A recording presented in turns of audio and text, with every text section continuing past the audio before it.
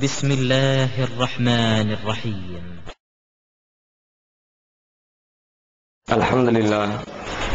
அன்பிற்குரிய எல்லாம் வல்ல அல்லாஹ்வின் நல்லடியார்களே, அல்லாஹ்வின் அருள் பொங்கும் புனிதம் நிறைந்த ரமலான் மாதத்தில் நாம் எல்லாம் அமர்ந்திருக்கிறோம். இந்த ரமலானுடைய மாதத்தில் ஒரு மனிதன் எல்லா விதமான நல்லறங்களையும் சரியான முறையிலே மேற்கொண்டு நாளை மறுமையிலே அல்லாஹ்வுடைய சுவர்க்கத்தை பெறுவதற்குரிய எல்லா வாய்ப்பு வசதிகளையும் இறைவன் திறந்து தருகிற மாதம் இந்த ரமலானுடைய மாதம். இந்த ரமலான் மாதத்தை பயன்படுத்தி ஒருவர் இறை நெருக்கத்தை பெறுவதற்கு முயற்சிக்கவில்லை என்றால் அதைவிட ஒரு துர்பாக்கியத்தனமான ஒரு சூழ்நிலை ஒரு மனிதன் உலகத்தில் வேறு எவனும் இருக்க முடியாது. அதனால்தான் அண்ணலம் பெருமகனார் நபிகள் நாயகம் ஸல்லல்லாஹு அலைஹி வஸல்லம் அவர்கள் ஒரு தடவை ஜும்மாவுடைய தினத்தில் உரை நிகழ்த்துவதற்காக மெம்பரில் ஏறிய பொழுது ஜிப்ரீல் அலைஹிஸ்ஸலாம் அவர்களின் முன்னால் தோன்றி அவர்களிடத்திலே ஒரு 3 பிரார்த்தனைகளை முன்வைக்கிறார்கள். அல்லாஹ்விடத்திலே அவர்கள் செய்கிற அந்த பிரார்த்தனைக்கு நபிகள் நாயகம் ஸல்லல்லாஹு அலைஹி வஸல்லம் அவர்கள் அங்கீகரித்து ஆமீன் சொல்லி தாமும் அந்த துஆவிலே பங்கெடுக்கிறார்கள். அந்த 3 பிரார்த்தனைகளில் ஒரு பிரார்த்தனை என்னவென்றால், யார் ரமலானுடைய மாதத்தை அடைந்தும் அதிலே இறை நெருக்கத்தை பெற்றுக் கொள்ளவில்லையோ அந்த மனிதன் நாசமடையட்டும் என்று துஆ செய்கிறார்கள். நபிகள் நாயகம் ஸல்லல்லாஹு அலைஹி வஸல்லம் அவர்கள் அதற்கு ஆமீன் சொல்கிறார்கள். ரமலான் மாதத்தை பயன்படுத்தி ஒருவன் நல்லவனாக அல்லாஹ்விடத்திலே நன்மையை பெறுகிறவனாக மாறவில்லை என்றால் அவன் நாசமடைவதை தவிர வேறு வழியே இல்லை என்பதனை இந்த துஆவின் மூலமாக நமக்கு உணர்த்தி காட்டுகிறார்கள். அப்படியானால் இந்த ரமலான் மாதம் எந்த அளவிற்கு புனிதமானது, நன்மைகள் அதிகமாக தேடுவதற்கு உரியது என்பதனை இந்த ஒரு துஆவிலிருந்தே புரிந்து கொள்ள முடியும். நபிகள் நாயகம் ஸல்லல்லாஹு அலைஹி வஸல்லம் அவர்கள் மற்ற எல்லா காலங்களிலும் எந்த அளவிற்கு வழிபாடுகளில் ஆர்வம் காட்டுவார்களோ அதை விட இந்த ரமலான் மாதத்தில் அதிகமாக வழிபாடுகளில் ஆர்வம் காட்டுகிறார்கள். குறிப்பாக அல்லாஹ்விடத்திலே பாவ மன்னிப்பு தேடுவது, நரக நெருப்பிலிருந்து தனக்கு விடுதலை தருமாறு கோரிக்கை வைக்கிற காரியத்தை திரும்ப திரும்ப திரும்ப அல்லாஹ்விடத்திலே செய்து கொண்டே இருப்பார்களாம். பிரார்த்தனை என்பது மிக முக்கியமான ஒன்று. இஸ்லாமிய மார்க்கத்தில் சொல்லித்தரப்பட்டிருக்கிற வழிபாடுகளிலேயே துஆ தான் மிகச்சிறந்த வழிபாடு. நபிகள் நாயகம் ஸல்லல்லாஹு அலைஹி வஸல்லம் சொன்னார்கள், துஆவு ஹுவல் இபாதா. துஆ இருக்கிறது அதுதான் மிகச்சிறந்த ஒரு வழிபாடு. வேறு எந்த வழிபாட்டிலும் கொடுக்கப்படாத நன்மைகளும் வேறு எந்த இபாதத்திற்கும் வழங்கப்படாத முக்கியத்துவமும் இந்த துஆவிற்கு இஸ்லாத்திலே வழங்கப்படுகிறது. துஆ என்று சொன்னால் பெரும்பாலும் நாம் நம்முடைய தேவைகளுக்காக அல்லாஹ்விடத்திலே கோரிக்கை வைக்கிறோம், நம்முடைய கஷ்டங்கள் நீங்க வேண்டும் என்று அல்லாஹ்விடத்திலே பிரார்த்திக்கிறோம். அதுதான் இந்த துஆவுடைய நோக்கம் என்று நினைத்துக் கொள்கிறோம். ஆனால் வெறுமனே நமது கோரிக்கைகளை நிறைவேற்றி தருமாறு வைக்கின்ற பிரார்த்தனை மாத்திரம் அல்ல துஆ என்பது. அல்லாஹ்விடத்திலே விரும்பப்படுகிற, அல்லாஹ்வால் நேசிக்கப்படுகிற, அல்லாஹ்வை மகிழ்ச்சி அடைய செய்கிற மிக முக்கியமான ஒரு இபாதத்தாக, வழிபாடாக இஸ்லாத்திலே துஆ கருதப்படுகிறது. தவறு செய்துவிட்ட ஒரு மனிதன் தன்னுடைய தவறை நினைத்து வருந்தி அதற்காக அல்லாஹ்விடத்திலே மன்னிப்பு கேட்டால் அது குறித்து அல்லாஹ் மகிழ்ச்சி அடைகிறான். அந்த மகிழ்ச்சியும் சாதாரண மகிழ்ச்சி அல்ல. ஒரு தலைகால் புரியாமல் ஒரு மனிதன் உணரும் பொழுது ஏதேனும் ஒரு அதிசயமான ஒரு நிகழ்வை அவனது வாழ்க்கையிலே சந்தித்து அதனுடைய சந்தோஷத்தை தாங்க முடியாமல் மகிழ்ச்சியை வெளிப்படுத்துவதற்கு அவன் திணறுவானே, அது மாதிரி நபிகள் நாயகம் ஸல்லல்லாஹு அலைஹி வஸல்லம் அவர்கள் ஒரு நிகழ்ச்சியை ஓமானமாக சொல்லி அல்லாஹ்வுடைய மகிழ்ச்சியை நமக்கு சொல்லித் தருகிறார்கள். பாலைவனத்திலே பயணம் செல்லுகிற ஒரு பயணி தன்னுடைய ஒட்டகத்தையும் ஒட்டகத்திலே தான் வைத்திருந்த தனது உணவு பண்டங்களையும் அவனுக்கு தேவையான ஆடை வஸ்துக்களையும் எல்லாவற்றையும் திடீரென்று தொலைத்து விட்டு நிற்கிற ஒரு மனிதன் சிறிது நேரத்திற்கு பிறகு அந்த தொலைந்து போன ஒட்டகமும் அவனுடைய உணவுப் பொருட்களும் அவனுடைய ஆடை அணிகலன்களும் திரும்ப கிடைத்தால் எந்த அளவிற்கு அவனது வாழ்வே அவன் மகிழ்ச்சி அடைவானோ அதே போன்று அல்லாஹ் ரப்புல் ஆலமீன் பாவம் செய்துவிட்ட ஒரு அடியான் அவனிடத்திலே மன்னிப்பு கேட்கிற பொழுது அந்த அளவிற்கு அவன் மகிழ்ச்சி அடைகிறான் இது வேறு எங்குமே கேள்விப்படாத, இறைவனை தவிர வேறு எங்குமே சாத்தியப்படாத ஒரு நிகழ்வு. ஒரு மனிதன் ஒரு முதலாளிக்கு ஒரு தொழிலாளி தவறு செய்து விட்டான் என்றால் அந்த தவறுக்காக மன்னிப்பு கேட்கிற பொழுது சரி போனால் போகட்டும் என்று மன்னிப்பார். இனிமேல் இது போன்ற தவறுகளை செய்யக்கூடாது என்று எச்சரித்து மன்னிப்பார். வேண்டா வெறுப்பாக மன்னிப்பார். ஆனால் அந்த மன்னிப்பு கேட்கிற காரணத்தினால் அவர் சந்தோஷம் அடைவாரா? நான் இவ்வளவு பெரிய தப்பு செஞ்சுட்டேன், என்ன மன்னிச்சிருங்க என்று கேட்டால் சம்பந்தப்பட்ட முதலாளி, சம்பந்தப்பட்ட எஜமானர் மகிழ்ச்சி அடைகிறார், சந்தோஷம் அடைகிறார் என்று உலகத்தில் எந்த ஒரு முதலாளியும் நம்மால் காண முடியாது. ஆனால் அல்லாஹ் ரப்பல் ஆலமீன் நாம் செய்கிற தவறுகளை பார்த்துவிட்டு அதற்காக மன்னிப்பு கேட்கிற பொழுது மகிழ்ச்சி அடைகிறான், சந்தோஷப்படுகிறான். தன்னுடைய மலக்குமார்களை எல்லாம் அழைத்து வைத்து இந்த என்னுடைய அடியானை பாருங்கள், அவனுடைய பாவத்தை மன்னிக்கிற இறைவன் நான் இருக்கிறேன் என்று நம்பிக்கை கொண்டு என்னிடத்தில் அவன் துஆ செய்கிறான், நீங்கள் எல்லாம் அதற்கு சாட்சியாக இருங்கள், நான் அவனது பாவத்தை மன்னித்து விடுகிறேன் என்று தனது மலக்குகளை அழைத்து அல்லாஹ் சொல்லுவானாம். ஒரு தடவை 2 தடவை இல்ல, திரும்ப திரும்ப 1000 தடவைகள் செய்தாலும் உள்ளத்திலே மனம் வருந்தி மீண்டும் இந்த பாவத்தை செய்யக்கூடாது என்ற உறுதியான எண்ணத்தோடு அல்லாஹ்விடத்திலே ஒருவன் எத்தனை தடவை பாவ மன்னிப்பு தேடினாலும் அத்தனை தடவையும் அல்லாஹ் அந்த பாவத்தை மன்னிப்பதற்காக தனது மலக்குகளுடைய சபைகளை கூட்டி அந்த சபையின் முன்னால் அறிவித்து அவர்களை சாட்சியாக வைத்து அல்லாஹ் மன்னிக்கிறான் என்று நபிகள் நாயகம் ஸல்லல்லாஹு அலைஹி வஸல்லம் அவர்கள் நமக்கு தெளிவுபடுத்துகிறார்கள். இப்ப பிரார்த்தனை என்பது மிக முக்கியமான ஒன்று. இந்த ரமலானுடைய மாதத்திலே அந்த பிரார்த்தனைகளை நாம் அதிகப்படுத்த வேண்டும். அதே போன்று நபிகள் நாயகம் ஸல்லல்லாஹு அலைஹி வஸல்லம் அவர்கள் இபாதத்துகள், தொழுகை போன்ற விஷயங்கள், தொழுகையை பொறுத்த வரைக்கும் தொழுகையும் மிக முக்கியத்துவம் வாய்ந்த ஒன்றுதான். இஸ்லாமிய மார்க்கத்திலே வலியுறுத்தப்பட்ட கடமைகளில் முதலிடத்திலே வைத்து பார்க்கப்படுகிற இபாதத்தாக தொழுகையை தான் நபிகள் நாயகம் சொல்லுகிறார்கள்.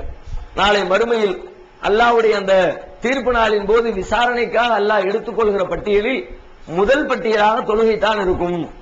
இன்ன அவ்வளமா யுஹாஸபு பிஹில் அப்து யௌமல் கியாமத்தி அஸ்ஸலா. நாளை மறுமையில் கேட்கப்படுகிற கேள்விகளில் முதல் கேள்வியாக தொழுகையை பற்றி தான் கேள்வி கேட்கப்படும். அந்த கேள்விக்கு அவன் சரியான முறையில் பதிலளித்து வெற்றி பெறுகிறானோ அவன் அடுத்தடுத்து வருகிற எல்லா கேள்விகளையும் மிக எளிதாக எதிர்கொண்டு விடுவான். அந்த கேள்வியிலே அவன் தோல்வியை தழுவுகிறானோ அடுத்தடுத்து வருகிற எல்லா கேள்விகளிலும் அவன் தோல்வியை தழுவக்கூடிய ஒரு சூழ்நிலை ஏற்படும் என்று சொல்லி நம்மை எச்சரிக்கிறார்கள். அதனால்தான் நபிகள் நாயகம் அவர்கள் ரமலானுடைய மாதம் வந்துவிட்டால் இரவு நேரங்களில் தம்முடைய மனைவிமார்களை எல்லாம் எழுப்பிவிட்டு தொழுகையின்பால் ஆர்வமூட்டி தொழுவுங்கள் என்று அவர்களை உற்சாகப்படுத்துவார்கள், தொழக்கூடியவர்களை ஆர்வமூட்டுவார்கள் என்று நாம் பார்க்கிறோம். பிரார்த்தனை, துஆ இது போன்ற எண்ணற்ற நாம் எதையெல்லாம் இதுவரைக்கும் நம்முடைய வாழ்க்கையிலே இஸ்லாமிய மார்க்கத்தினுடைய போதனைகளாக வழிபாடுகளாக தெரிந்து வைத்திருக்கிறோமோ எல்லா விதமான வழிபாடுகளையுமே மற்ற எல்லா காலங்களிலும் செய்வதை விட அதிகமாக கூடுதல் கவனத்தோடு இந்த ரமலான் மாதத்திலே நாம் செய்து வர கடமைப்பட்டிருக்கிறோம். நபிகள் நாயகம் ஸல்லல்லாஹு அலைஹி வஸல்லம் அவர்களுடைய முந்தைய பாவங்களும் பிந்தைய பாவங்களும் எல்லாம் மன்னிக்கப்பட்டிருக்கிறது. அல்லாஹ் அதற்கு கேரண்டி வழங்கிவிட்டான். அவர்கள் வாழுகிற காலத்திலேயே லியக்ஃபிர லக்கல்லாஹு மா தகத்தம மின் ஸம்பிக வ மா தஅக்கர். நபியே, உம்முடைய முந்தைய பாவத்தையும் நீர் இனிமேல் வாழப் போகிற காலத்தின் பிந்தி இனிமேல் செய்ய இருக்கிற எல்லா பாவங்களையும் உம்முடைய மரணம் வரைக்கும் வருகிற அனைத்து பாவங்களையும் நான் மன்னித்து விட்டேன் என்று அல்லாஹ் திருமறை குர்ஆனிலே வசனம் இறக்கி வைத்திருக்கிறான். அப்படிப்பட்ட பாவங்கள் அனைத்தும் மன்னிக்கப்பட்ட நபிகள் நாயகம் ஸல்லல்லாஹு அலைஹி வஸல்லம் அவர்களுடைய வழிபாடுகளை பற்றி சொல்லுகிறார்கள். இரவு நேரத்தில் அவர்கள் நின்று தொழுக ஆரம்பித்தால் அதிகமான நேரங்கள் நின்று நின்று நின்று அவர்களுடைய கால் பாதங்கள் எல்லாம் சுரந்து வீங்கி விடுகிற அளவிற்கு இறைவனை நின்று வணங்கக்கூடியவர்களாக இருந்தார்கள். ஆயிஷா ரலியல்லாஹு அன்ஹா அவர்கள் நபிகள் நாயகம் ஸல்லல்லாஹு அலைஹி வஸல்லம் கேட்கிறாங்க, அல்லாஹ்வுடைய தூதரே, அல்லாஹ் தான் உங்களுடைய முன்னால் பின்னால் எல்லா பாவத்தையும் மன்னித்து விட்டானே, பிறகு எதற்காக இந்த அளவுக்கு உங்களை நீங்கள் சிரமப்படுத்திக் கொண்டு கஷ்டப்படுத்திக் கொண்டு நீங்கள் அல்லாஹ்வை வணங்க வேண்டும்? கொஞ்சம் வணக்கத்தை குறைத்துக் கொள்ளலாமே, உங்களுடைய தொழுகையை நீங்கள் குறைத்துக் கொள்ளலாமே என்று நபிகள் பெருமானார் ஸல்லல்லாஹு அலைஹி வஸல்லம் அவர்களிடத்தில் ஆயிஷா ரலியல்லாஹு அன்ஹா அவர்கள் கேட்கிறார்கள். அப்ப ரசூல் ஸல்லல்லாஹு அலைஹி வஸல்லம் சொல்றாங்க, அஃபலா அகூன அப்தன் ஷக்கூரா, நான் ஒரு நன்றி செலுத்துகிற நல்லடியானாக திகழ வேண்டாமா? அல்லாஹ் என்னுடைய பாவத்தை மன்னிச்சுட்டான், முன்னாள் பாவங்களும் மன்னிக்கப்பட்டு விட்டது, பிந்தைய பாவங்களும் மன்னிக்கப்பட்டு விட்டது. ஆனால் இந்த இவ்வளவு பெரிய உபகாரம் செய்த என் இறைவனுக்கு நான் என்ன கைமாறு செய்தேன்? என்னுடைய நன்றியை நான் வேறு எந்த கோணத்தில் தான் வெளிப்படுத்துவது? இறைவனை வணங்கி வழிபடுவதை தவிர வேறு எந்த கோணத்திலும் நான் இறைவனுக்கு நன்றியுடையவனாக ஆக முடியாது. அதனால் தான் நான் இந்த அளவிற்கு சிரமப்பட்டாவது இறை வணக்கத்திலே ஈடுபாடு கொள்கிறேன் என்று அண்ணலும் பெருமகனார் ஸல்லல்லாஹு அலைஹி வஸல்லம் அவர்கள் சொல்கிறார்கள். அப்ப இது மாதிரி இபாதத்துகளை நபிகள் நாயகம் எப்பொழுதுமே அதிகம் செய்வார்கள். ஆனால் ரமலான் மாதம் வந்துவிட்டால் கேட்பதற்கு சொல்வதற்கு வார்த்தைகளே கிடையாது. அந்த அளவிற்கு அபரிமிதமாக வழிபாடுகளில் மூழ்கி விடுவார்கள். அதே போன்று இப்னு அப்பாஸ் ரலியல்லாஹு அன்ஹு அவர்கள் அறிவிக்கிறார்கள், கான நபி ஸல்லல்லாஹு அலைஹி வஸல்லம் அஜ்வதன் நாஸ், நபிகள் நாயகம் ஸல்லல்லாஹு அலைஹி வஸல்லம் அவர்கள் மக்களிலேயே அதிகமாக கொடை கொடுக்கக்கூடியவர்களாக இருந்தார்கள். தர்மம் செய்வதில் நபிகள் நாயகத்தை மிஞ்சுறதுக்கு ஒரு ஆளு கிடையாது. இருக்கிறதையெல்லாம் கொடுப்பாங்க, கேட்கிறதையெல்லாம் கொடுப்பாங்க. அவர்களுக்கு வாய்ப்பு இல்லை என்று சொன்னாலும் அக்கம் பக்கத்தில் யாரிடமாவது தர்மம் வாங்கியாவது, ஒரு அன்பளிப்பு வாங்கியாவது கேட்டவருக்கு கொடுக்க வேண்டும் என்கிற அளவிற்கு பிறருக்கு தர்மம் செய்வதிலே அதிகமாக தர்மம் செய்யக்கூடியவர்களாக நபிகள் நாயகம் ஸல்லல்லாஹு அலைஹி வஸல்லம் இருந்தார்கள். ஆனால் ரமலான் மாதம் வந்துவிட்டார். பொதுவாகவே நபிகள் நாயகம் மக்களிலேயே அதிகம் தர்மம் செய்யக்கூடியவர்கள். ரமலானுடைய மாதம் வந்துவிட்டால் அஜ்வத ரசூலுல்லாஹி ஸல்லல்லாஹு அலைஹி வஸல்லம், நபிகள் நாயகம் ஸல்லல்லாஹு அலைஹி வஸல்லம் அவர்கள் கொடையாகவே மாறி விடுவார்கள், தர்மமாகவே மாறி. அது சொல்றதுக்கு வார்த்தையே இல்லை அவருக்கு. மற்ற நாள்ல செய்யறது சொல்லும் போதாவது மற்ற மனிதர்களோடு கம்பேர் பண்ணி ஒப்பிட்டு பார்த்து மற்றவர்களை எல்லாம் விட அதிகமாக தர்மம் செய்வாங்க. ஆனா ரமலான் மாசத்துல அவங்க செய்யற தர்மத்தை, அதுல அவங்க காட்டக்கூடிய ஈடுபாடுகளை, அதை வர்ணிப்பதற்கு வார்த்தை இல்லாமல் அவர் சொல்றாரு, ரமலான் வந்து விட்டால் அவர்கள் கொடையாகவே மாறிவிடுவார்கள், தர்மமாகவே மாறிவிடுவார்கள். அப்ப எந்த அளவிற்கு நபிகள் நாயகம் இந்த தர்மத்திலே ஈடுபாடு காட்டி இருக்கிறார்கள் என்பது புரியணும். ஏன்னு கேட்டா, நாம செய்கிற எல்லா நல்லறங்களை விட, தொழுகையை விட, துஆவை விட, நோன்பை விட, ஹஜ்ஜை விட, நரகத்திலிருந்து நம்மை வென்றெடுக்கக்கூடிய ஒரு இபாதத்தாக அல்லாஹ் தர்மத்தை தான் வைத்திருக்கிறார். ஒவ்வொரு மனிதனுக்கும் அவனுக்கு அல்லாஹ் எந்த அளவிற்கு செல்வத்தை வழங்கி இருக்கிறானோ அந்த செல்வத்திலிருந்து ஏதேனும் ஒரு பங்கை தன்னுடைய செலவு போக மிச்சம் இருப்பது ஏழை எளிய மக்களுக்கு, நல்ல காரியங்களுக்கு அள்ளி அவன் தர்மம் செய்திருக்க வேண்டும். எந்த அளவுக்கு இதை நபிகள் நாயகம் வலியுறுத்துகிறார்கள் என்றால், இத்தக்கினார் உலவு சிக்கு தம்ரா, நீ நரக நெருப்பை பயந்து கொள், பேரித்தம்பழத்தினுடைய ஒரே ஒரு துண்டை பீத்து கொடுத்தாவது. பேரிச்சம்பழத்தினுடைய ஒரு துண்டு தான், மொத்தமே ஒரு பேரிச்சம்பழம் தான் இருக்குது ஒருத்தர். அப்படி இருந்தால் கூட அவரும் தன் அளவில் ஏதேனும் தர்மத்தை செய்ய நினைத்தால் அதுல ஒரு துண்டை பிச்சு கொடுக்கத்தான் வேணும். ஒரு பழம் இருந்துச்சுன்னா ஒரு பாதி நீ வச்சுக்க, அந்த ஒரு பாதி கூட இல்லாம ஒரு தடுப்பான், அவனுக்கு இதை கொடு.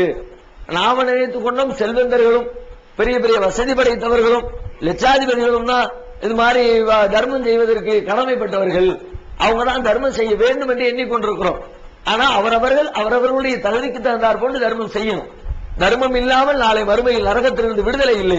அல்லாஹ் பல்வேறு இடங்களில் சொல்லி காட்டுகிறான், யா அய்யுஹல்லதீன ஆமனூ அன்ஃபிகூ மிம்மா ரஸக்னாக்கும் மின் கப்லி அன் யஅதிய யௌமுன் லா பையுன் ஃபீஹி வலா குல்லத்துன் வலா ஷஃபாஆ.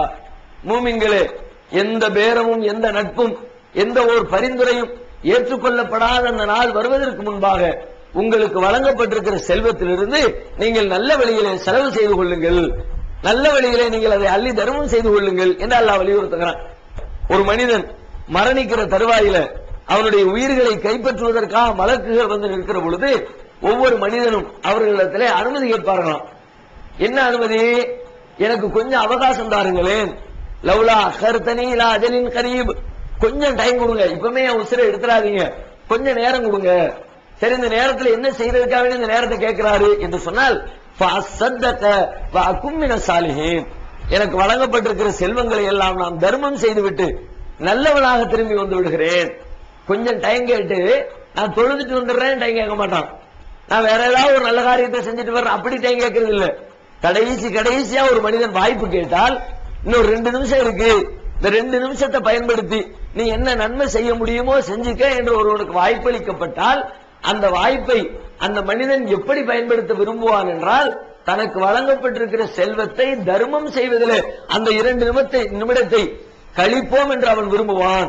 அப்படி திருமறை குர்ஆன்ல அல்லாஹ் சொல்லி காட்டுகிறான். அப்படியானால் கடைசியாக வழங்கப்படுகிற வாய்ப்பு கூட நரகத்திலிருந்து தன்னை விடுவித்து விடுவதற்குரிய வாய்ப்பாக இருக்க வேண்டும் என்று ஒரு மனிதன் கருதுவது அவனது செல்வங்களை தர்மம் செய்வதில் தான் இருக்கிறது என்ற காரணத்தினால்தான் நபிகள் நாயகம் சொன்னாங்க, நரக நெருப்புக்கு நீ பயந்து கொள், பேரிச்சம்பளத்தின் ஒரு துண்டை பிச்சு கொடுத்தாவது நரகத்திலிருந்து நீ விடுதலை பெறுவதற்குரிய வாய்ப்பை தேடிக்கொள்.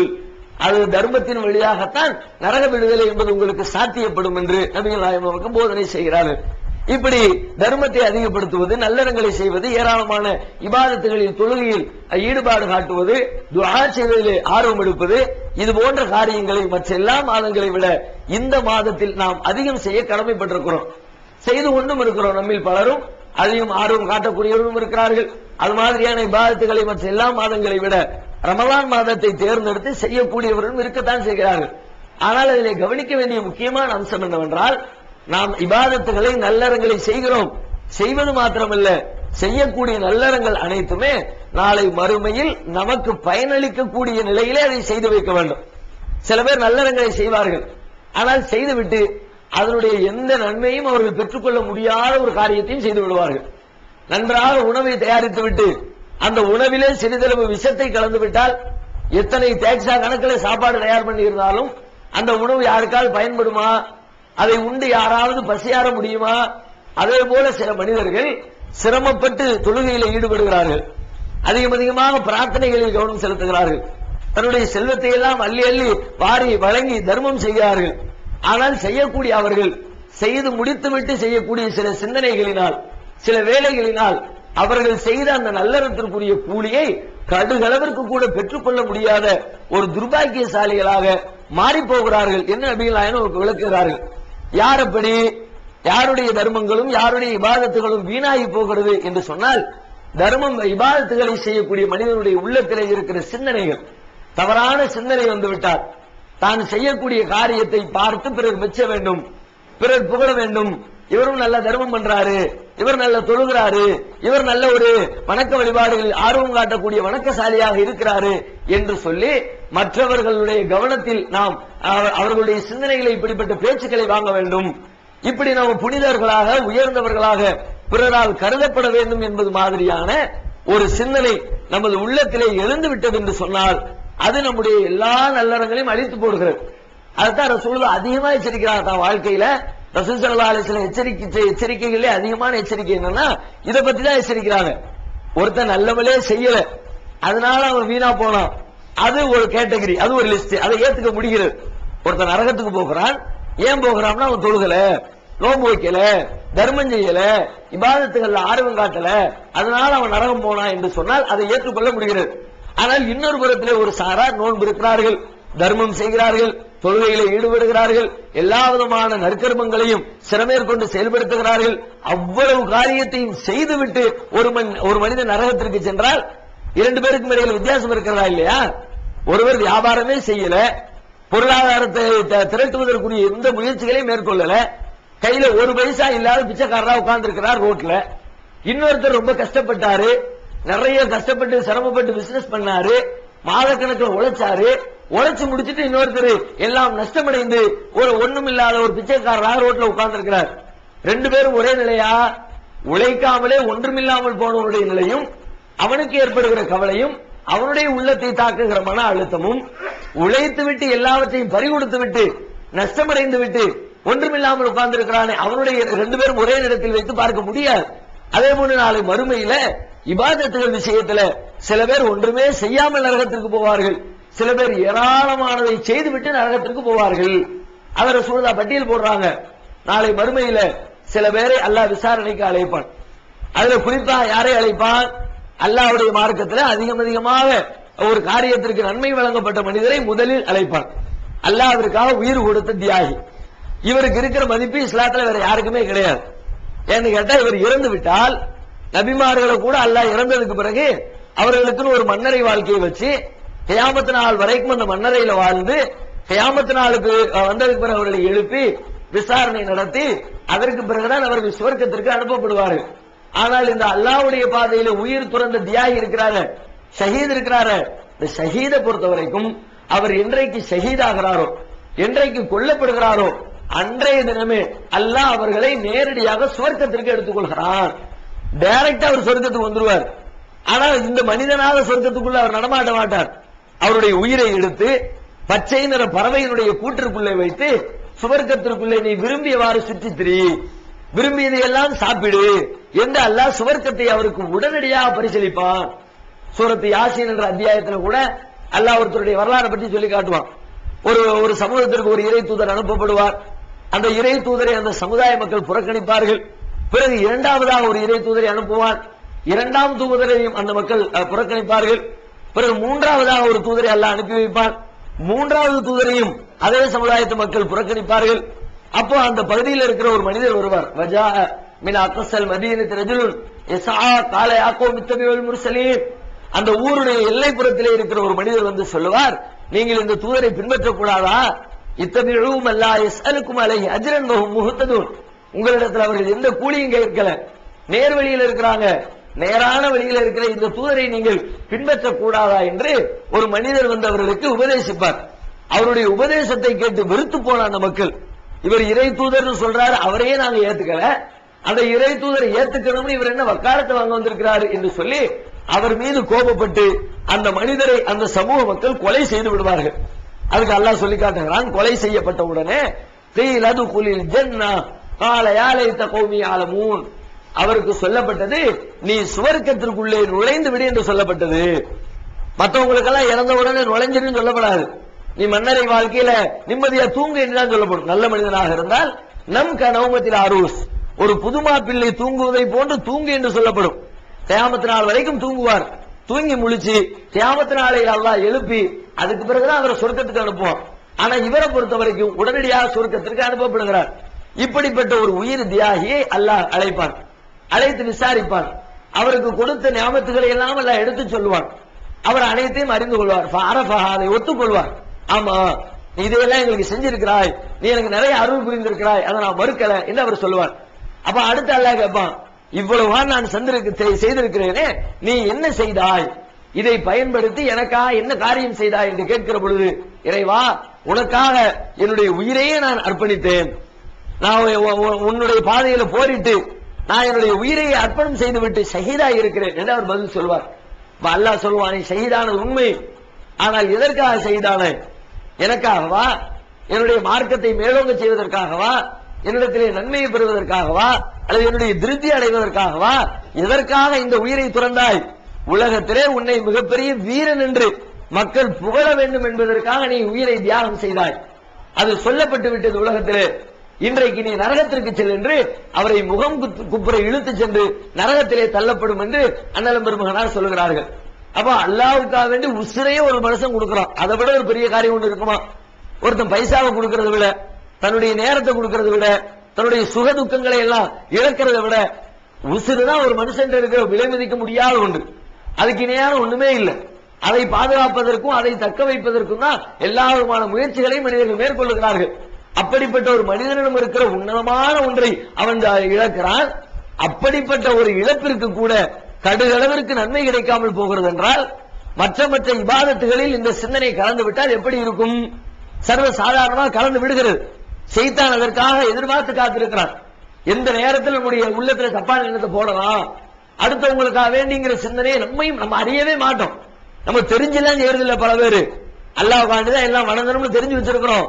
ஆனா ஷைத்தான் உள்ளுக்குள்ள நாமும் அறியாத விதத்திலே உள்ள வந்து அமர்ந்து நமக்கே புரியாமல் நம்மை வழிகெடுத்து தப்பான எண்ணத்தை உள்ளே கொண்டு வந்து அமர்த்தி வைத்து விடுகிறான். அதை ரசூலுல்லாஹ் இன்னொரு இடத்துல ஒரு அழகான உண்மையோடு கூட சொல்றாங்க. ஒரு நாள் நபிகள் நாயகம் பள்ளிவாசலுக்கு வர்றாங்க. சஹாபாக்கள் எல்லாம் உள்ள அமர்ந்து பேசிக் கொண்டிருக்கிறாங்க. ரசூலுல்லாஹ் வந்து கேட்கிறாங்க, எதை பத்தி பேசுறீங்க? நாங்க தஜ்ஜாலுடைய குழப்பத்தை பத்தி பேசிக்கிட்டு இருக்கிறோம். ஏன்னா தஜ்ஜாலுடைய குழப்பம் இந்த உலகத்திலேயே ரொம்ப பெரிய குழப்பம். நூஹ் அலைஹிஸ்ஸலாத்துல இருந்து நபிகள் நாயகம் ஸல்லல்லாஹு அலைஹி வஸல்லம் அவர்கள் வரைக்கும் உலகத்தில் வந்திருக்கிற எல்லா இறை தூதர்களும் தஜ்ஜாலை பற்றி எச்சரிக்கை செஞ்சிருக்கிறாங்க. அவனை பற்றி எச்சரிக்கை செய்யாத எந்த இறை தூதரும் நூஹ் நபிக்கு பிறகு கிடையவே கிடையாது. ஏன்னு கேட்டா அவன் செய்து காட்டக்கூடிய வித்தைகள் அந்த அளவுக்கு மக்களை மதிமயக்கக்கூடியதாக இருக்கும். ரொம்ப ஈஸியா மக்கள் போய் அவனுடைய வலையில விழுந்துருவாங்க. அந்த அளவுக்கு நினைத்து பார்க்க முடியாத சாகசங்களை எல்லாம் அவன் செய்து காட்டுவான். பூமியை பார்த்து சொல்லுவான், பூமியே உன்னுடைய கனிவர்க்கங்களை முளைத்து கொடு அப்படிமா. சொல்லி முடிச்ச உடனே அப்படி செடி சட சடான்னு கண்ணுக்கு எதிரில் அப்படி முளைஞ்சு வெளியில வரும். அப்படி மரமாகும், பூ பூக்கும், காய்க்கும், பழமாக கனிந்து தொங்கும். கண்ணுக்கு முன்னாடி எப்படி நடக்கும்? இதெல்லாம் சாத்தியமா உலகத்துல? அப்படி போட்ட உடனே அப்படியே ஒரே ஒரு அரை மணி நேரத்துக்குள்ள எல்லாம் முளைச்சு வந்து பழமாய் வந்து உட்கார்ந்து இருக்கிறது என்று சொன்னால் அது உலகத்தில் எங்குமே கேள்விப்படாத ஒரு பெரிய அற்புதமாகத்தான் இருக்கும். அதே மாதிரி வானத்தை பார்த்து சொல்லுவான், வானமே நீ மழை ஒளி என்று சொல்லுவான். வானம் அப்படியே மழை திறந்து கொட்டும். மேல தேக்கி வச்சிருக்கிற தண்ணீர் எல்லாம் மழையாக கொட்ட ஆரம்பிக்கும். அப்ப அவன் மக்களை பார்த்து சொல்லுவான், பார்த்தீர்களா, பூமி என் வார்த்தைகளுக்கு வசப்படுகிறது, வானம் என் வார்த்தைக்கு கட்டுப்படுகிறது. அப்படியானால் வானத்தை படைத்தவன் நான், பூமியை படைத்தவன் நான். ஒரு மனிதனை அழைப்பான், அழைத்தவனை ரம்பத்தை வச்சு அப்படி 2 கூறாக அறுத்து பிளந்து போடுவான். போட்டு விட்டு அந்த மனிதனை நீ எழுந்து செல் என்று சொல்வான். எந்திரிச்சு ஓடுவான். ஒரு மனுஷன் 2 அறுத்து போட்டுட்டு எந்திரிச்சு போட்டு நடக்கிற காரியமா நபிகள் சொல்றாங்க. இது மாதிரி அவன் சொல்லுவான், அவன் எந்திரிச்சு ஓடுவான். அதுக்கப்புறம் சொல்லுவான், பாத்தீங்களா நான் உசிரை எடுத்தேன், உசிரை கொடுத்தேன், எனவே உயிரை படைத்தவன் நான், மனிதனுக்கு உயிர் வழங்குகிறவன் நான், மனிதனுடைய உயிரை பறிக்கிறவன் நான், எனவே இந்த அகில உலகத்தின் இரட்சகன் நான் என்று மக்களை பார்த்து அறிவிப்பானான். இப்படி அறிவிக்கப்பட்டால் இவனுடைய குழப்பத்தில் மக்கள் விழாம இருப்பாங்களா? சாதாரணமா சின்ன சின்ன வேலைகளை செஞ்சு காட்டினா ஒண்ணுமில்லாத வாயை சுத்தி லிங்கத்தை எடுத்தாரு, வாச்சை எடுத்தாரு, அது உடனே பெரிய சாமி இவற்றை அற்புத சக்தி இருக்கிறது, அவர் கடவுளுடைய இவரே கடவுளாயிட்டாரு என்கிற மாதிரி அவர் காலில் போய் மக்கள் போய் விழக்கூடிய காட்சிகளை பார்க்கிறோம் இன்னைக்கு. இப்படிப்பட்ட சூழ்நிலையில வானத்தையும் பூமியையும் தன்னுடைய வார்த்தைகளுக்கு இணங்க செயல்பட வைக்கிற அளவிற்கு ஒருவன் ஆற்றல் படைத்தவனை போன்று தென்பட்டால் அவன் வார்த்தையை மக்கள் கேட்காம இருப்பாங்களான்னா கண்டிப்பா கேட்பாங்க. அவனைத்தான் கடவுள்னு நம்ப ஆரம்பிப்பாங்க. அதனாலதான் அல்லாஹ் ஆதி காலத்திலிருந்து இன்றைக்கு வரைக்கும் அந்த எச்சரிக்கை சொல்லிக்கிட்டே இருக்கிறான். தஜ்ஜால் ஒருத்தன் வருவான், ரொம்ப பெரிய குழப்பக்காரன், அவனுடைய குழப்பத்திலிருந்து நீங்க பாதுகாப்பு தேடணும். அதனாலதான் நபிகள் நாயகம் ஸல்லல்லாஹு அலைஹி வஸல்லம் கூட ஒவ்வொரு நாளும் ஒவ்வொரு தொழுகையிலையும் ஒவ்வொரு நேர தொழுகையிலையும் அத்தஹியாத்துல இருக்கும் போது நாம ஓத வேண்டிய துவாவை கற்று தந்தாங்களே, அந்த துவாவிட தஜ்ஜாலை பற்றி உண்டான ஒரு துவாவையும் சொல்லி தர்றாங்க. ஒவ்வொரு நேர தொழுகையிலையும் நீங்க துவா கேளுங்க. இப்ப நீங்க சொல்லலாம் தஜ்ஜால் வந்தா சரியா இருந்துருவேன்னு, ஆனா வந்தா இருக்கணுமே, அது அப்பம்ல தெரியும். அவன் நீங்க வாழக்கூடிய காலத்துல வந்து நீங்க அந்த தஜ்ஜாலுடைய குழப்பத்தில் விழுந்துட்டீங்கன்னா பெரிய படுவைங்கரமான நரக படுகொலியில போய் விழுந்துருவீங்க. அதனால அல்லாஹ்ட்ட நீங்க கேட்டுக்கிட்டே இருங்க. அதான் நம்ம கேட்கக்கூடிய இந்த துவா. இன்னி அஊது பிக மின் அஸாபில் கப்ரி வ மின் அஸாபின் நாரி வ மின் ஃபித்னத்தில் மஹ்யாய வல் மமாத்தி வ மின் ஃபித்னத்தில் மஸீஹ் தஜ்ஜால். இறைவா, மன்னரையினுடைய வேதனையை விட்டும் நரக நெருப்புடைய வேதனையை விட்டும் வாழ்க்கை இன்னும் மரண நேரத்தில் ஏற்படுகிற குழப்பத்தை விட்டும் மஸீஹ் தஜ்ஜாலுடைய குழப்பத்தை விட்டும் உன்னிடத்திலே நான் பாதுகாப்பு தேடுகிறேன் என்று ஒவ்வொரு நேர தொழுகையிலையும் துஆ செய்யுமாறு பாதுகாப்பு தேடுமாறு ரசூலுல்லாஹ் நமக்கு சொல்லி தந்திருக்கிறாங்க. அப்ப அவனுடைய குழப்பம் எந்த அளவுக்கு பெருசுன்னு தெரிகிறது. இப்படிப்பட்ட மிகப்பெரிய குழப்பத்தை பற்றி சஹாபாக்கள் பேசிக் கொண்டிருக்கிறார்கள். நபிகள் நாயகம் கேட்ட உடனே ரசூலுல்லாஹ் சொல்றாங்க, அலா உக்பிருக்குமா, உங்களுக்கு நான் அறிவித்து தரட்டா? தஜ்ஜாலை பத்தி பேசிக்கிட்டு இருக்கிறீங்களே, உங்களுக்கு நான் சொல்லி தரட்டா? இந்த தஜ்ஜாலுடைய குழப்பத்தை விட மிகப்பெரிய குழப்பம் ஒன்று இருக்கிறது. தஜ்ஜாலுடைய குழப்பத்தையாவது நீங்க கண்ணுக்கு எதிர பார்த்து தெரிஞ்சுக்குவீங்க. உங்களுக்கு சொல்லப்பட்டிருக்கிற எச்சரிக்கைகளை வச்சு தஜ்ஜால் ஒருத்தன் வருமா? அவன் ஒத்த கண்ணனா இருப்பான், அவன் வானத்தை பார்த்து மழை பொழியுமா, பூமியை பார்த்து அது முளைப்பிக்க செய்யுமா, ஒருத்தன் அறுத்து போட்டுட்டு எந்திரிச்சு போன்னு சொல்லுவான். இதையெல்லாம் உங்களுக்கு சொல்லப்பட்டிருக்கிறத வச்சு நீங்க கவனிச்சுக்கிட்டு இருந்தா ஓரளவு பிழைச்சுக்கலாம். ஆகா, இவனை பத்தி தான் ரசூலுல்லாஹ் எச்சரிச்சிருக்கிறாங்க, இவன் தான் தஜ்ஜாலு, இவன் பேச்ச கேட்க கூடாது என்று நீங்கள் சுதாரித்துக் கொள்வீர்கள். இந்த தஜ்ஜாலுடைய குழப்பத்தை விட பெரிய குழப்பத்தை நான் உங்களுக்கு சொல்லி தரட்டுமான்னு கேட்டுட்டு சொல்றாங்க, அதுதான் அஷ்ஷிருக்குல் ஹஃபி, மறைவான இணை கற்பிப்பு. அது என்ன மறைவான இணை கற்பிப்பு? அதை விளக்குறாங்க. ஒரு மனிதன் அல்லாஹ்வை தொழுவதற்காக வேண்டி வருகிறார், ஒது செய்கிறார், தொழுகையில் தக்பீர் கட்டுறாரு, அல்லாஹ்வுக்காக வேண்டிதான் நினைப்போடு வர்றார். தக்பீர் கட்டி தொழுது கொண்டே இருக்கும் போது பக்கத்துல தெரியுது யாரோ ஒருத்தர் இவர் பார்க்கிறார்கள் என்று இவருக்கு தெரிகிறது. நமக்கே தெரியும்ல, தக்பீர் கட்டி நின்னோம்னா சைடுல யாராவது நம்மளை பார்த்தாங்கன்னா சைடு ஓர பார்வையில இருந்து தெரியும்ல, கண்ணை இப்படி திருப்பி பார்க்க தேவையில்லை. ஆனாலும் கண்ணுடைய பார்வையில ஓர பார்வைகள்ல பக்கத்துல யாராவது நம்மளை கவனிக்கிறாங்கன்னா நமக்கு தெரியும். ரசூலுல்லாஹ் சொல்றாங்க, ஒரு மனிதர் தொழுகைக்காக நிற்கிறார், நின்று தொழுது கொண்டிருக்கிற பொழுது அருகிலே யாரோ ஒருவர் இவரை கவனிப்பதை, இவரை பார்ப்பதை தொழுகிறவர் பார்த்து விடுகிறார். நம்மளை இவர் பார்த்துக்கிட்டு இருக்கிறாரு, முன்னாடி உட்கார்ந்து பாக்குறாரு, சைடுல உட்கார்ந்து பாக்குறாரு, நம்ம தொழுகையை கவனிக்கிறாங்க என்பது தெரிந்து விட்டு தெரிந்த உடனே சலாத்தஹு, தன்னுடைய தொழுகையை அவர் அலங்கரித்துக் கொள்கிறார். அது வரைக்கும் சாதாரண எனக்கு என்ன நின்றவரு அப்புறம் ரொம்ப பயபக்தியோடு நிக்கிற மாதிரி கையை ஒழுங்கா கட்டுறார். ருக்குல ஏனோதானோ ருக்கு செஞ்சவரு கரெக்டா பெர்ஃபெக்டான அந்த மெத்தட் படி நபிகள் எப்படி செய்யணும்னு சொன்னாங்களோ அது மாதிரி பெர்ஃபெக்டா ருக்கு செய்யறார். நிதானமா எந்திக்கிறார், நிதானமா செஞ்சா போறார், முறையாக தொழுகை நிறைவேற்றுறார். சொல்லிவிட்டு சொல்றாங்க, இவர் தான் மறைவாக இணை கற்பித்து விட்டார். அல்லாஹ்வுக்கு நேரடியா இணை கற்பிக்கிறது தெரியும், இணை கற்பித்தல் என்னங்கிறது நம்ம புரிஞ்சு வச்சிருக்கிறோம். ஆனா இது மறைவா இணை கற்பிச்சுட்டு என்ன மறைவா? அல்லாஹ்விற்காக வேண்டி அலங்கரிக்க வேண்டிய உங்கள் தொழுகையை அல்லாத ஒருத்தருக்காக அலங்கரித்து விட்டீர்கள்.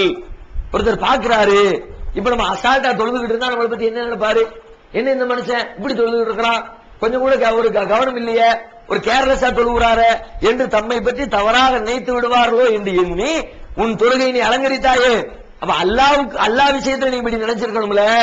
அல்லாஹ் பாக்குறானே, நம்ம அசால்ட்டா நின்னா அல்லாஹ் தப்பா நினைப்பானே, அல்லாஹ் நம்மளை தண்டிப்பானே, அப்படித்தானே ஒரு முஸ்லீம் நினைச்சு தன்னுடைய தொழுகை அலங்கரிச்சிருக்கணும்.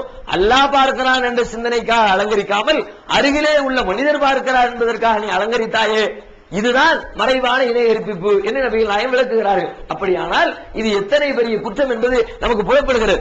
இதையெல்லாம் யோசிச்சு பாருங்க. பெரும்பாலானவருடைய வாழ்க்கையில சாதாரண இது வந்துகிட்டே இருக்கும். ஆனா நம்ம யோசிச்சிருக்க மாட்டோம், கவனிச்சிருக்க மாட்டோம். செய்தான் இதை கவனிச்சு செய்வோம். ஒவ்வொரு தொழுகையிலும் இப்படி இருக்கா, அவர் எண்ணத்தை கலந்து விட்டுனா தொழுகை நாசமா போச்சு. தர்மம் செய்யும் போது தர்மத்துல கலந்து விட்டுட்டா தர்ம நாசமா போச்சு. தொழுகிறோம், சில நேரத்துல தொழுது முடித்து விட்டு பின்னால் இருந்து சில பேர் தொழுவாங்க. லேட்டா வந்தவங்க பின்னாடி தொழுவாங்கல்ல. முன்னாடி தொழுதவங்களுடைய நோய் என்ன தெரியுமா? தொழுது முடிச்சதுக்கு பிறகு பின்னாடி யாராவது எந்திரிச்சு தொழுதா அவங்க யாருன்னு ஒரு 7 தடவை முகத்தை திருப்பி திருப்பி பார்க்கலாட்டி முன்னாடி இருக்கிறது நிம்மதியே இருக்காது.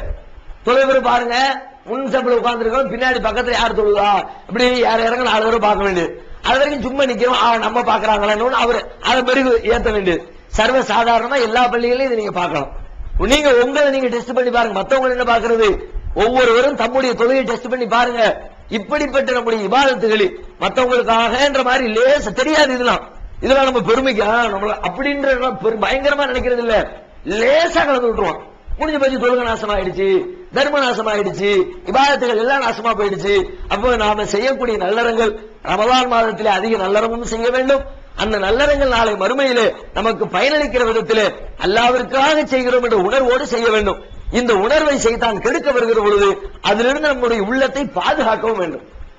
அதுவும் முக்கியம். 3வது செய்ய உள்ளத்தை எப்படி பாதுகாக்கிறது? வந்துருது, வர்ற நேரத்தில் என்ன செய்யறது? அல்லாஹ் திருமலை குர்ஆன்ல சொல்லி காட்டுகிறான், இன்னல்லதீன தக்கவ் இதா மஸ்ஸஹும் தாயிஃபும் மினஷ் ஷைத்தானி ததக்கரு. இறையச்சமுடைய மக்கள் எப்படிப்பட்டவர்கள் தெரியுமா? அவங்க அல்லாஹ்காண்டி சில காரியத்தை செய்வாங்க. ஆனா ஷைத்தான் அவர்களையும் அறியாமல் சிலதை கொண்டு போடுவான் உள்ளத்துக்குள்ள. அவங்களுடைய உள்ளத்தை வழிகெடுக்க நினைப்பான். அப்ப அவங்க என்ன பண்ணுவாங்கன்னா ரொம்ப கவனத்தோடு இருந்து உடனே சுதாரித்துக் கொள்வார்கள். ஆகா ஷைத்தான் வந்துட்டான், அல்லாஹ் என்ன காப்பாத்து, உடனே அல்லாஹ் இடத்துல பாதுகாப்பு தேடணும். அவுதுபில்லாஹி ஷைத்தானின் சொல்லிடணும், அல்லாஹ் என்ன மன்னிச்சிரு என்று சொல்லி நம்முடைய சிந்தனைகளை மாற்றிக் கொள்ளணும். ரசூல் ஸல்லல்லாஹு அலைஹி வஸல்லம் அல்லாஹ்விடத்துல செய்யக்கூடிய துஆக்களிலேயே ரொம்ப ரொம்ப முக்கியமான ஒரு துஆ என்னன்னா, அதிகமா ரசூலுல்லாஹ் செய்யற துஆ என்னன்னா, அல்லாஹும்ம யா முகல்லிபல் குலூப் சப்பித் கல்பி அலா தீனிக். உள்ளங்கள் இறைவா, உள்ளங்களை புரட்டுகிறவனே, எனது உள்ளத்தை உனது மார்க்கத்திலே நீ ஸ்திரப்படுத்து, உறுதிப்படுத்து.